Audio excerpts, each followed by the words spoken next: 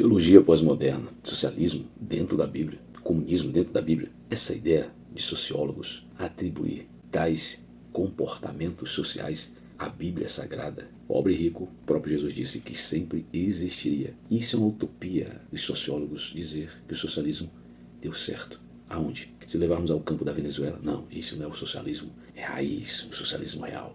Se levarmos aos campos de ideia de Cuba, não é o socialismo moderno, é o socialismo primitivo, isso não é certo, não está errado, não é o socialismo. Não deu certo em lugar nenhum. Venezuela é uma ditadura. O próprio Karl Marx, se você ler a biografia dele, você vai ver que não deu certo nem para ele.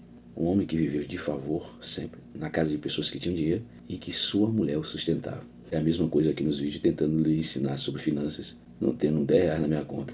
A dialeta materialista, na época da extinta União Soviética, desenvolveu-se a arqueologia marxista. Se falam sim das teorias de Marx antes delas propagar, porque dizem eles que as lutas de classe são coisas que moldam a sociedade desde o tempo de sua existência organizada. Então hoje se moldam nomes para ela. Socialismo, capitalismo. Então essa luta é bem antiga. Então muitos hoje estudam sobre isso. A teologia não é diferente. A teologia da libertação tem olhos voltados para isso. Tudo que ler, ver em sua teoria. Desenvolver do socialismo, do capitalismo e etc. É um erro hermenêutico muito grande. Nós temos o próprio Jesus, irmão, que sempre gostou de coisas boas. Tinha convivência com ricos e pobres. Entendam que na própria morte de Jesus, quando isso crucificado, embaixo da sua cruz tinham soldados romanos que brigavam pela sua túnica. Túnica essa, na sua época, muito raríssima e cara. Um pano de cortes sem emendas e na cor mais cara da época, vermelho escarlate. No dia de hoje, uma peça de Louis Vuitton, muito barata. Por isso que eles brigavam pela capa, pela vestimenta de Jesus. É um pobre que gostava de coisa boa? Erro de hermenêutica também muito errado. Jesus era carpinteiro. Então Jesus passava o dia todinho com a esmerilhadeira, lixando a peça, passando o esquadro, cortando com serrote. A palavra grega para carpinteiro é tecton. E tecton não é bem carpinteiro a sua interpretação correta. Lembra que a Bíblia tem mais de 277 dialetos para uma palavra só. Capton é aquele que faz casa, não é um marceneiro no Brasil. E tecton é o que constrói. E tanto que arquiteton é o chefe dos construtores. É arquitetura.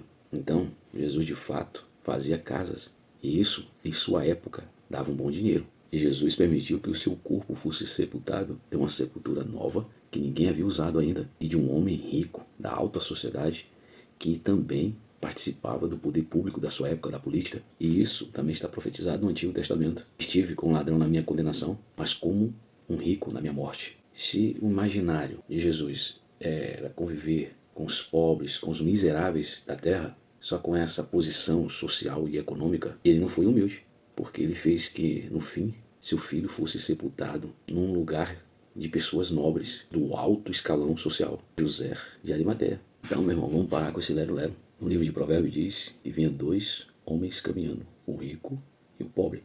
Ambos não tiveram nomes revelados, nem o rico nem o pobre, porque se tivesse, até para os nossos dias de hoje, seriam denominadas suas classes sociais por aquilo que a Bíblia deixou escrito, mas não tem nome, justamente por uma explicação. Cabe a você se identificar em que posição vai querer estar. Se você vai querer estar sentado a vida inteira esperando algo cair do céu, ou você vai se levantar cada manhã para trabalhar e conquistar em Deus os seus sonhos. É você que define com as suas ações em que posição está. É isso que a Bíblia quer transmitir. Quando chama o rico, o homem, e o pobre, o homem, a decisão é sua. Não é seu nome que está lá como pobre. É você que se propôs a viver da forma que queira. Se você quer conquistar, se levante da cama hoje, agradeça a Deus por tudo, peça a Ele por bênção no dia de hoje e saia de casa para conquistar, para pelejar e para sonhar em Deus suas conquistas, pois dependemos dele em primeiro lugar de tudo. Veja que essa ideia que o governo vai te dar, que é igualitária, vai ser a forma mais perfeita de governo. É a utopia. Deus te abençoe. Saia e conquiste hoje.